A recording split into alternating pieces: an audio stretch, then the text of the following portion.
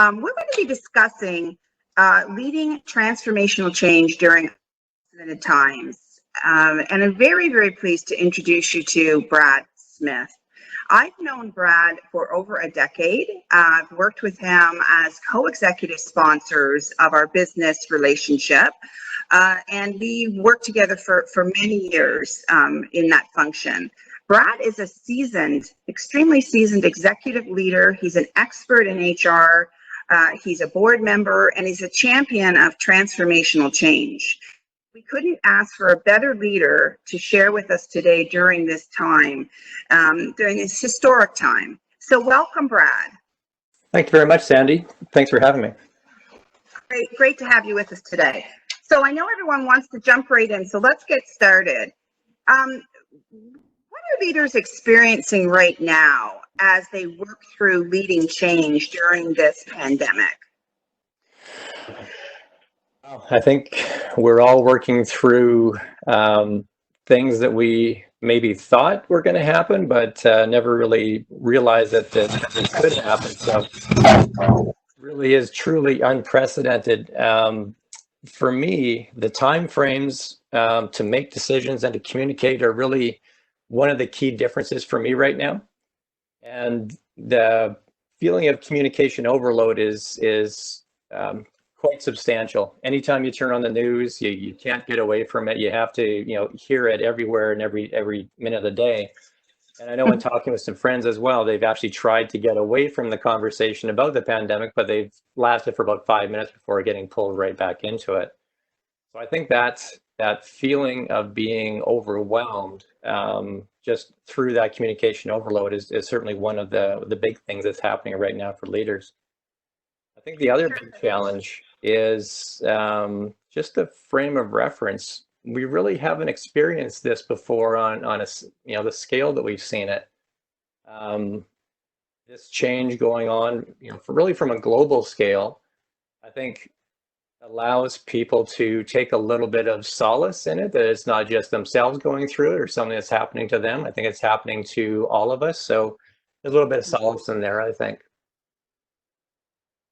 One of the other challenges that this brings is, if I look at leaders and what they're doing these days and maybe what's needed from them, the leaders that tend to be a little bit more selfless, or the ones that are coming at this really with an open heart or understanding that this is something that may be affecting them personally, but also they have to play a leadership role and be that person to guide other people through it, I think is one of the big examples of what's happening.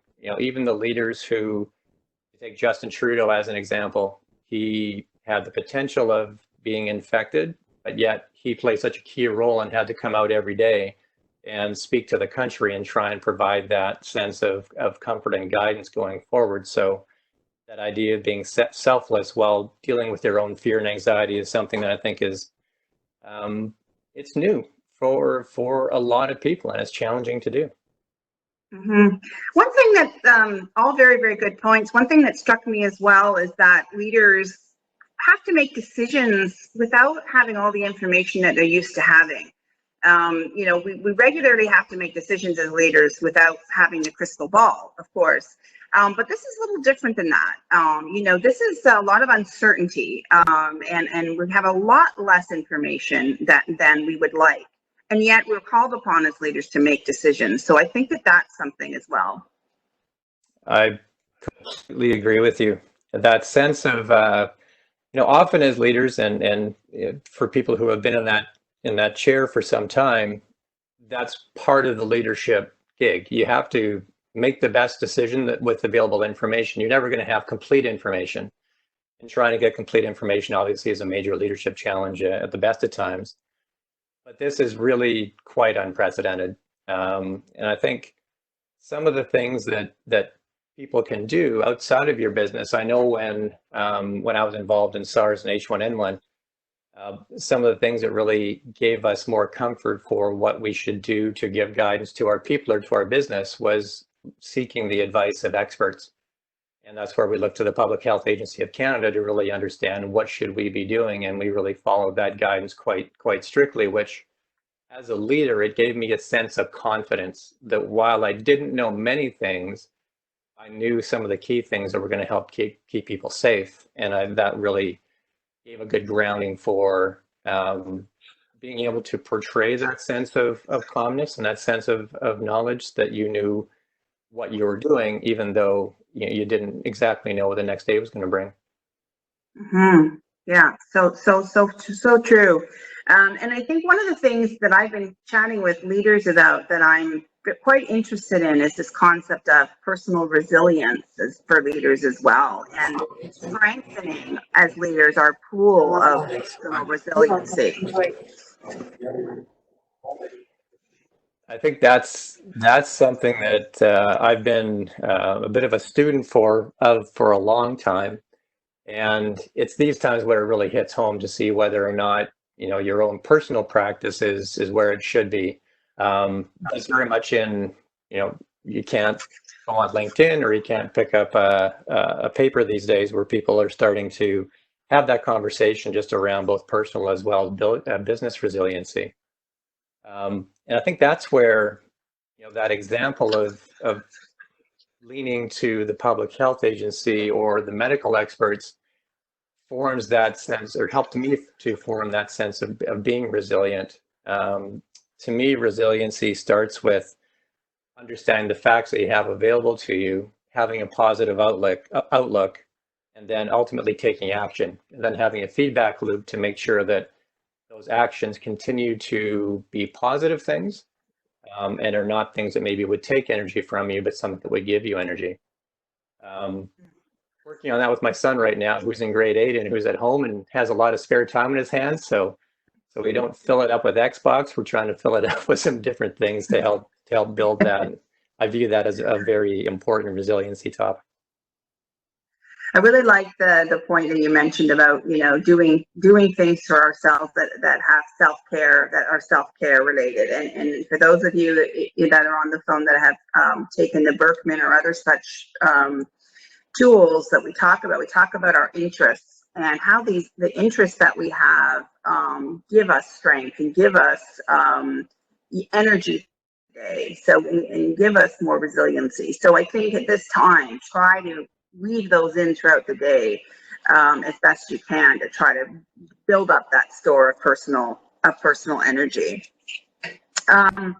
Okay, let's move on and talk about what insights can leaders gain from observing other leaders at this time. It's from what I'm seeing, it's such an interesting time. There's so many. I think there's always a lot of examples to look at, and right now you have examples on a world stage every day. I've always been quite a student of looking at others and understanding what is that leader doing that I think is being really effective, or what's that leader doing that is not being effective, and what would I want to do? Which of those aspects could I internalize and demonstrate as a leader? And which of those things that I think maybe I might be doing, which are not being very effective. So just that idea of being aware as you're going through this time, which is obviously difficult for many people, and your heart goes out to people who are struggling through these times, and at the same time being able to look at where are the leaders who are performing in a way that you think is adding value and creating comfort in that environment. Being honest, being present and being visible, but also at the same time saying things and doing things in a way which lends credibility and lends comfort and trust in them. I have my own examples, most of them in the political sphere. So in the becoming political, I won't provide, which I think things people who are doing well and maybe not doing so well, but I think you'll all have your own examples of what that might look like. It's so important important during these times to think about our role models and our mentors. And when you see a leader in action, there's so many great examples of whether it's the medical, the medical experts that are guiding us, or just really great leaders in our organization, or even really good family leaders, which we're all being asked to be at this time. To see what you like about what they're doing. And vice versa as well, as you mentioned, when you have bad examples of leadership during high change situations, and making sure that we try to avoid doing those types of things that we don't like. So where possible, emulate those leaders that you like, and start taking some of those habits and tools that they're showing us, they're leading the way, and adopt those into your own leadership practice. So you mentioned a few really good nuggets there for us already about some leadership essentials or leadership characteristics that behaviors even that leaders should demonstrate during these types of situations. So what are some of those that off the top of the head that you could share with us?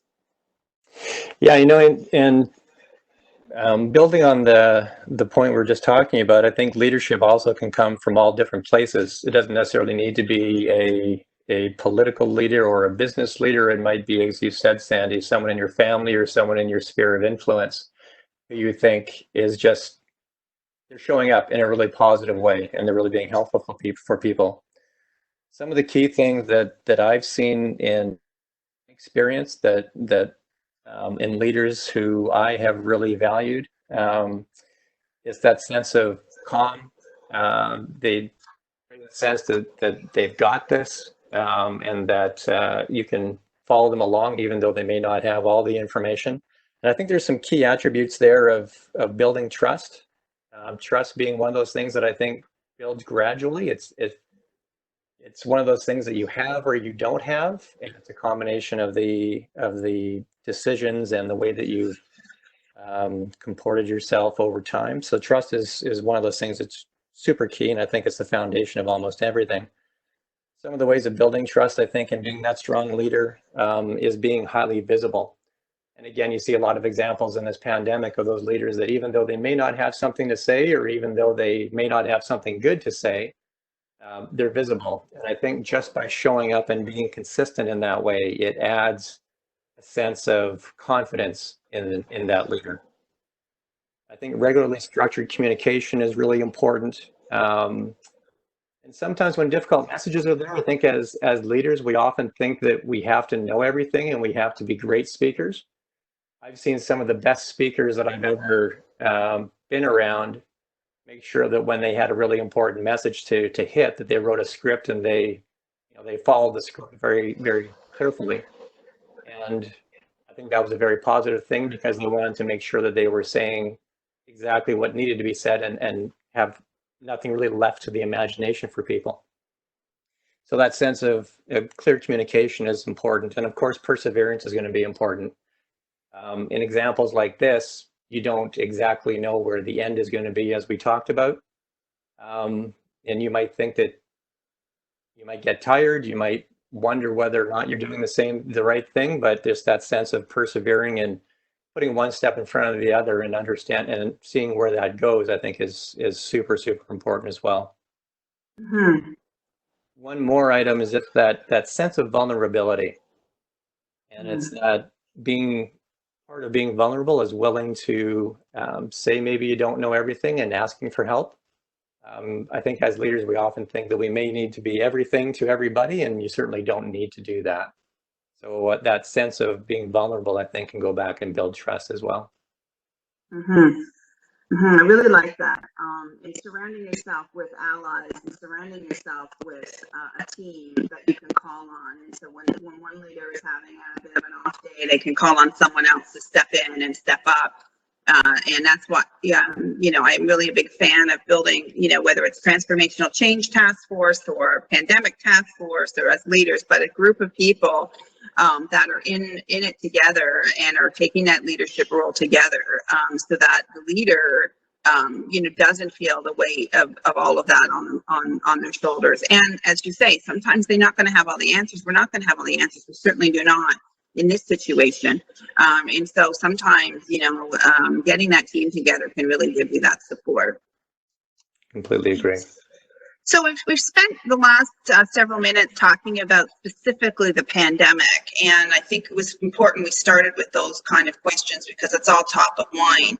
I would like to, though, as well, ensure that we talk about some of the other things we were planning on talking about today, which is just transformational change. And we've all been kind of recipients, and you and I spoke about this the other day when we were doing our touch base on this, that we talked about how there's different roles you play in change, and usually we're initiators of change or sponsors of change as leaders. Sometimes we're recipients, but this time everyone is really a recipient of change, and so I think it's important that we talk a little bit just about kind of transformational change for leaders that is in a little bit more in a normal environment. I think there's things we can still glean from that to help leaders in this specific time, and I think it's a really important topic. So let's start with the definition. I'm fascinated, Brad, for you, how do you define transformational change? It's interesting. It was something that experienced for a long time, and when I was thinking about how would you best explain it, I came across a definition from on the internet that I thought was really hit the mark for me, and it talked about transformational change as being frame breaking, something that completely alters an operating structure, and it's something that you can't change your mind on and go back on. It's one of those things that once you step off the bridge is gone behind you, and you got to really only go forward at that point in time. It also had the sense that it can't be done incrementally. It's one of those things that you have to jump and get into and really get done. So it's that idea of frame breaking, completely altering, significant change, you can't go back on, and you've got to embark on it and commit to that process. I think those are the hallmarks of what transformational change, in my experience, has been and what I would think about. Okay, good. And why is it important? I mean, why is it important for leaders to understand what it is and gain competencies in succeeding in transforming organizations and people, etc.? Yeah, and I think just want to touch on one point there is what you said is people. Often as leaders, particularly if we have a business focus, we think about transformational change in our operating structure, our market, our technology, something that's hardwired, business oriented. If we lose track that at the core of every one of those changes, there's going to be a person who's touched. It's really about the people who you're changing. We can often buy capital, sell capital. Those things are a little bit easier to do. What we really end up doing at the end of the day, though, is really changing the value systems for employees. It's how they do work. It's what is valued, how we're asking them to change in a way. Really, in regardless of what we do in the business, it ultimately comes down to that person. So I think that's key in keeping, from my perspective, key at keeping at the center of all this as we have this discussion. From a why is it important? From my perspective, I guess the longer you're around, you realize that nothing lasts forever. Everything changes. As an example, we're just seeing some things change in the last few days. But even the most successful economies or in companies or people, you can't keep on doing the same thing forever to be effective. So something's going to have to change. And if you're ready to understand that and recognize when that change needs to happen, and you have an understanding about how to do that, then you can continue to be successful. We've talked a lot now in my world about the companies who have not done some of that, such as Kodak or Sears, who have been overtaken by Walmart and Target and Amazon, BlackBerry and smartphones. There's lots of examples out there about companies or even people who haven't really changed with the times, if you will. And I think it's all the more important now to really be a student of this and really understand what this might mean for you or each of us. The world is just smaller, and just things are changing faster, and changing in a bigger way, which are a little bit more difficult. So getting on top of those, I think, is super important. Mm-hmm. I love the people first, the people changing and people concept, and also just nothing lasts forever, and change is really our constant. So it's so fundamental to the human experience, right? And we really, even though this is so accelerated and feels so tenuous at times, really, change is the fundamental constant. And that's why it's so important for leaders, I think, ultimately to really get more comfortable with it.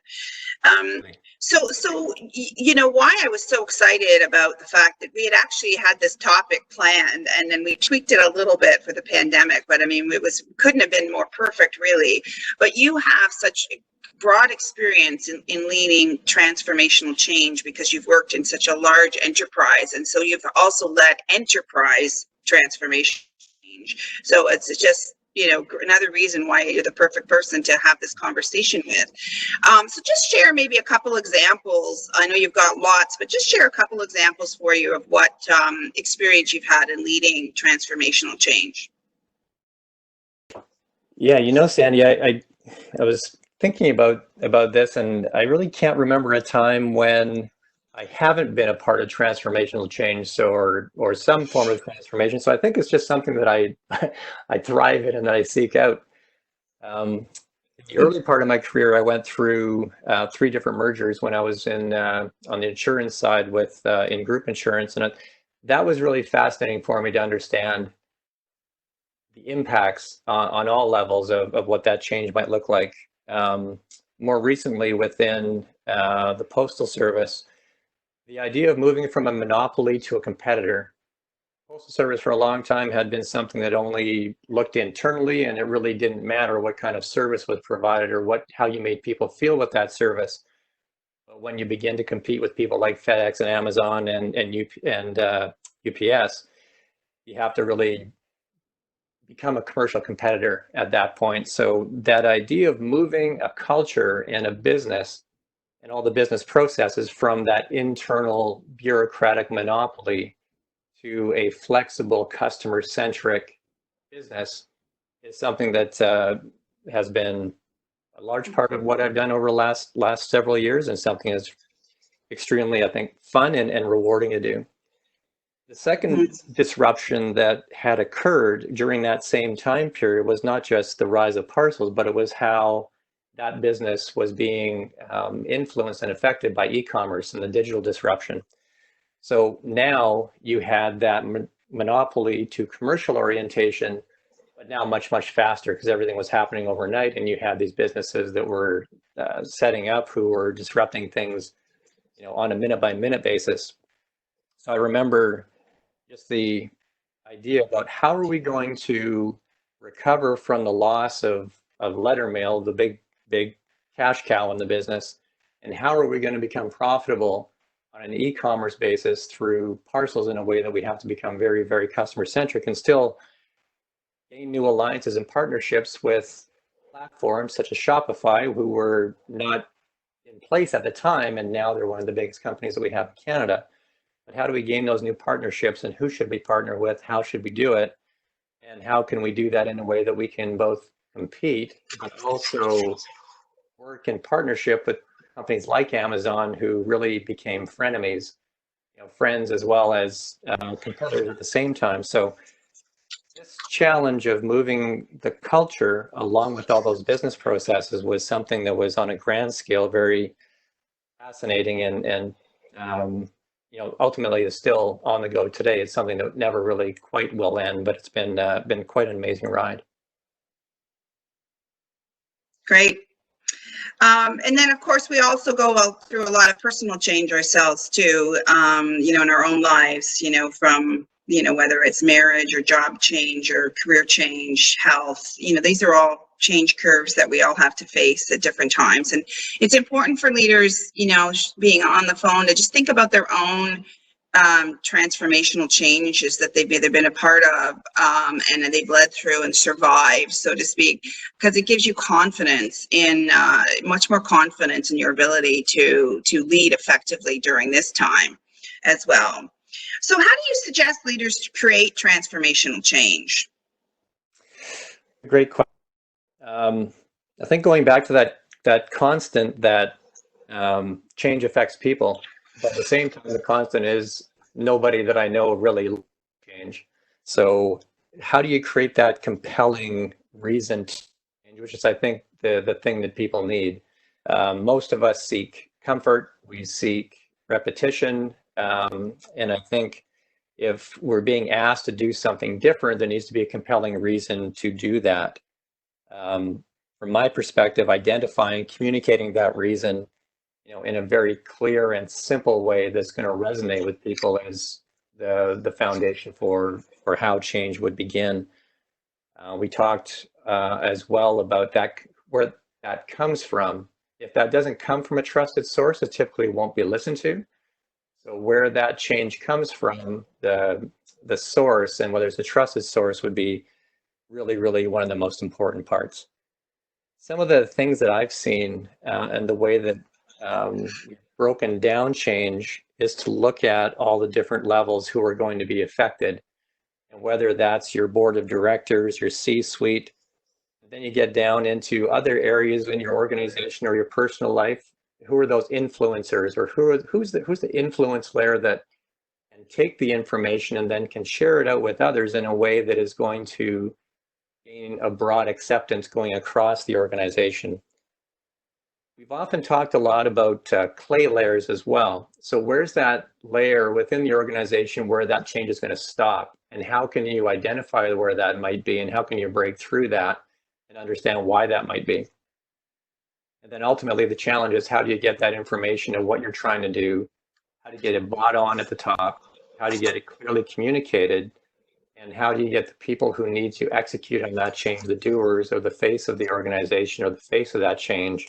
How do you get them to understand what they might need to do differently and buy onto it?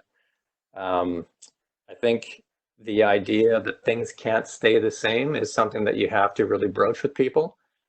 In my experience, bringing in the five stages of grief is important to understand, that as you're talking with people, you're going to experience all these things with them.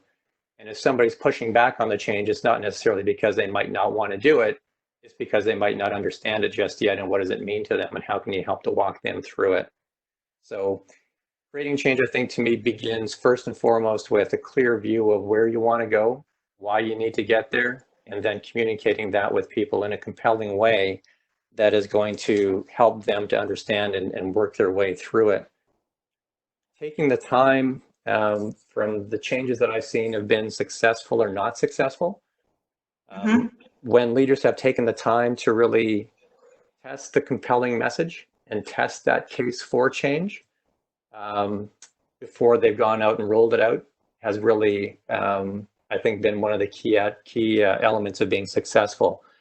One of the tools that we worked very closely on was just the use of a storyboard, and really simply breaking down what was happening into what was changing, why was that changing, how was it going to be done, and most importantly for people, being able to explain to them what are the benefits and what will the future look like for themselves and their kitchen table.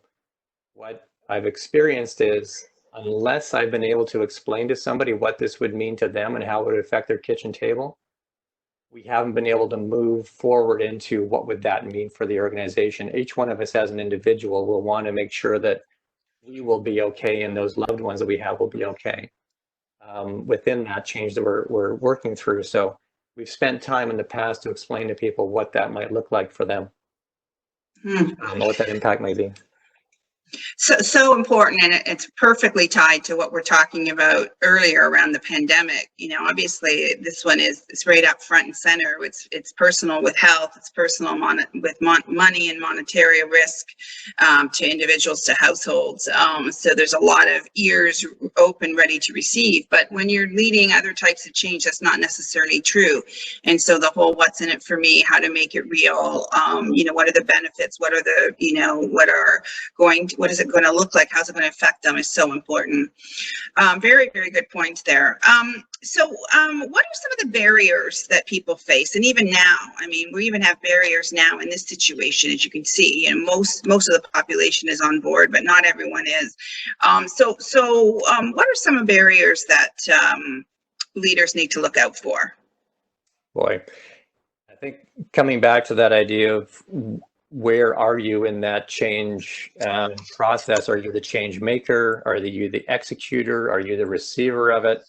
If I think about this and just talk about it just for the time being as the change maker, in the pandemic, we're more the receiver of it. But if I think about it in most of a business sense, most of us as leaders would be change makers. The thing that I would say is expect barriers every step of the way. And sometimes, to my surprise, I've had to take a step back on the change that I'm making or how fast I think that change can happen, because the people who I would expect to have been on board or part of that change maker group maybe hadn't been quite there just yet. So you've had to take a step back. So it's understanding that you really need to expect barriers every step. I think the key of just assessing before you begin that change, what's the degree of trust in your culture before you really, if you have a culture that has a good foundation of trust and you have a strong leadership team and a good communication across and up and down your organization, then I think you're more likely going to be more successful. If that trust is not there or not there in key pockets, it's going to take a longer period of time. It's going to be more difficult. It's not to say it's impossible, but you really have to understand where you're starting from. So one of the key, or one of the things I would start with would be, if there's a lack of shared vision or a lack of buy-in, that's when the greatest challenge can happen. So really understanding, is there buy-in at the board level, at the C-suite level? Are your peers buying in?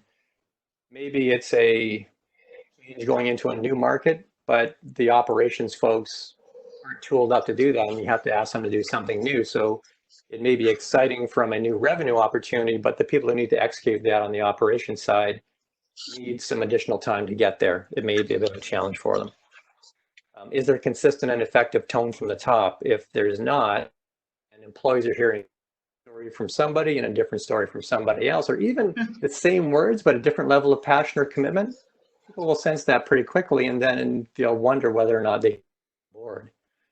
And I think the lack of change planning is something that is a death knell for many of the changes that go through. Often, I think that we just may not really put enough emphasis on how important the change is or how it might affect people, and then go forward with it, and then have to retool later on. I've also done a lot of technology change, and some of the things that happen there from a cost perspective is that change planning is often the first thing to get cut if you're looking at some cost overruns. And as soon as that gets cut, it just becomes a pure technology change, and you lose the effect to understand exactly who are you going to be affecting with this change and how is it going to work. So lack of change planning is a big challenge. And really understanding there, who are the early adopters, who is going to need more information, and then who may never adopt this change. And working through a plan for each of those groups that's patient but yet decisive is something that I found to be really, really, really important. Okay, excellent. So I guess these barriers that come up, and you say we expect them and expect them often, frequently, they're also the things that would, if you do them well and if you're prepared as best you can be and you clear them as best you can be, I guess that's what would be tied to greater success in leading change, because there's a very high failure rate, as we know, in leading transformational change. And I'm sure, just in the interest of time, I want to maybe transition a little bit to one other question here. I want to make sure we get in, and then I do want to open it up for a couple questions with everybody. But everyone's, I'm sure, thinking about now, what are some of the barriers that people are experiencing when so many organizations have moved to remote workforce? Even more than normal, and working from home and getting people set up to work successfully from home for themselves, but also then lead to their teams from a home base. So maybe we could just navigate back into that discussion just to help people with what they're facing right now. I think that's something that's really key right now, and I know in people who I'm talking to, it is a big challenge. I've always worked from a standpoint of business as a team sport and a contact sport, so the more positive contacts you can have with people, the better. But when that's just not possible to do a one-on-one, um, I think that that's a new learning that's going to come out of this change where the mold is broken across some of those ways of working. And I think that this is where some new skills are being developed. If I just think about myself, uh, last summer I moved from the corporate world and I moved into an individual business and creating my own business. Some of the things that were really important for me as I did that, and I know some of these things that I've been reading about now as well for people who are trying to do this with their teams, the importance of scheduling. What's your day going to look like? How are you going to break up your day so that you can create some consistency and have some expectation of what you're going to achieve for the day? Simple things like dressing for success. If you don't get up in the morning, or if I don't get up in the morning, if I don't feel like I'm getting ready and prepared and going to work, even though I might just be walking down to my office, I don't feel like I'm mentally there just yet. So that sense of having that routine to get you mentally ready and prepared as you're getting into the office has been super important. I set aside a private work area, which took a little bit more time to set up in a way that when I got in, I knew I was going to be effective and productive. Um, I've begun scheduling communication with my teams as well, so that they understand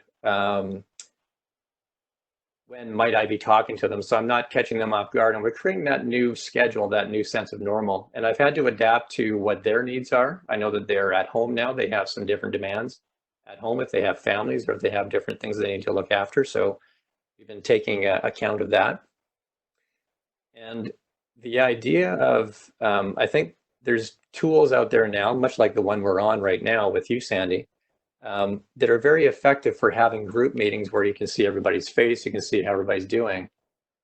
Sometimes though, and I think especially in these times where you can't sit in front of somebody and see what their body language is, having one-on-one conversations with them, I think is all the more important now to really get that sense of how are you doing? How are you feeling? Are there things that we can do differently as a leader? How can I help you? So it's that sense of having, conference calls are really important, but also having one-on-one touch points are really, really important. One of the things I've never really been great at is having creating a sense of fun and celebrating. So I've often relied on other people around me to do that. But it's one of those things that I think are really important now. Just make sure you're building some of that in and having a little bit of fun. If the technology doesn't work, nobody's expecting it to be perfect. Have a little bit of laugh at yourself, have a laugh together. There's some of those things that you can really build on from that. So true. There's so much to be taken seriously right now, and you have to all let your hair down every once in a while. And I was dealing with that today with the technology. Little few glitches this morning. So it is what it is, and you have to have an outlet and have some bonding as everyone's going through it. And while that specifically to working from home, that also just relates to just transformational change, period. You've got to celebrate along the way, baby steps, have some fun, have some recognition, and let off some steam as well. One thing that you mentioned I really liked was allowing people individual control of their schedule as much as possible. I can't tell you how many leaders I've been speaking to in the last couple of weeks that feeling overwhelmed with the number of conference calls, the number of just communication overload is the word that's been used. And I think that a lot of that has been put on their schedule, felt in control of their schedule. So just as leaders, that if you're feeling that on the phone, remember as well that your teams are feeling that way. So try to, as soon as possible, create a semblance of normalcy so that they have hours, a couple hours in their day uninterrupted from you so that they can do their work. So otherwise it will feel that you just, kind of lurching from one conference call to the next, getting updates. So I know in the beginning it's very important because there's just so much had to mobilize in a very short window of time, but that can't be sustained. So give some thought to that as well. So we're kind of running out of our window here for time. I have one final question I'd like to ask, and I know maybe before I do that, and it's back to my question relates to what leaders need to think about for the future post-pandemic and getting their organizations ready for that. So I want to spend some time on that, but I just want to go out quickly and just see if there's a quick question that we could take from the group. Is there a question out there from anyone? See what the chat's saying here.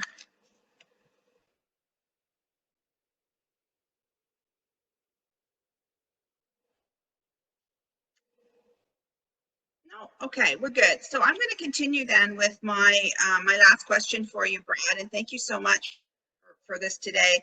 So, you know, we're all into the immediate operational issues of redesigning our organizations, dealing with this change, and we talked about earlier on with just such a short time frame with so much need of creating so much urgency. What do leaders also have to do now to prepare themselves for the future, and what comes next? What are some things that could help them maybe just reflect now? What could they be reflecting on now that will help them prepare for post-pandemic? Yeah, I think it's such a great question, and it's so hard to think about that now. Again, going back to that first comment where we don't know where the end is on it, but there is an end. The end will come, and I think maybe people are starting to get into it a little bit now, where the initial entry into the crisis is becoming a little bit more normal now. People may have or may begin to have a little bit more thinking space where it's not 100% crisis 24 hours a day. I think one of the interesting things to think about, and where I've seen other transformations in the past, it becomes opportunities. The mold is completely broken now, and all the pieces are on the floor. So it's an opportunity as a leader to think about, if I could start my business or my team or my personal situation from the green field, what would that look like? And then how can I take those pieces of the mold back up off the floor and put them together in a way that I can get close to that future vision? Because it's an opportunity. With things being broken, people are in a change ready state. The organization is ready for change, and the reality coming out of something like this will be very different from the reality that we went into it. So it does provide that sense of opportunity, if you will, if you allow yourself the time, or if you have the time to stop for a minute, maybe engage a group of other people to have a forward visioning session about what could the future look like coming out of this, and how could we take advantage of some things that we never thought was possible just a month ago. I think that's a really important and can be a very positive and part of your own resilience and your organizational resilience building, to have that conversation happening, because it sets something, a much more positive intention coming out of the experience. So I think that's something that I've seen being very effective in the past. And I think it's something that could apply here. Yeah, I really like this idea, because it builds your resilience, but it also just gets people thinking about getting themselves a little bit ready for other change that be coming out of this, and getting them in the driver's seat of initiating some of it versus receiving it again. Because the idea that everything is going to look exactly the same may not be, even if we wish that to be the case, that may not be true. So it does help people prepare yourselves and prepare your senior team if you bring them along with you. And I love the idea Future Curve Visionary workshop. I use that tool myself in leading workshops. It's a great exercise for leaders to go through. So bring them along, just to start getting people a little bit more thinking about what might be next. And it helps just allow that possibility to creep into your mind. So that's great. I think it's a great way to end our chat today, Brad. A couple questions did come in, but I think in the interest of time, I may forward those to you, and we may be able to get some of that discussion back to the leaders on the phone that have some questions. So I want to thank you so much, Brad. It's been delightful to be able to work with you and collaborate with you on this, and thank you for the extra effort you put in. We retooled a little bit on the topic, and thank you so much for that. I really enjoyed having this time with you today. It's been my pleasure, and hopefully there's a couple of pieces of information there that will be helpful to others. And if there's anything that people would want to share, I'd be willing to take that in and continue to learn as well. So thank you very much. It's been a real pleasure. Thanks so much, Brad. Okay, everybody, there's a couple other slides that I wanted to go through with you on just kind of being ready for the pandemic response and reflection, but in the interest of time, I'm going to send the deck out to you today so you have it, and you can look at those at your leisure. So just a reminder, our next circle is April 29th at 12 noon Eastern Standard Time. We're going to have Frank Ewing, the president of AML RightSource, on with us, and really looking forward to our conversation with Frank. So until that time, I hope this has helped you with some of your immediate issues and challenges and leading through this time, and hopefully given you a little bit of support in getting you through to the other side. And we all will get through to the other side. Be well, everyone. Stay well, and thank you for joining us today. Bye-bye.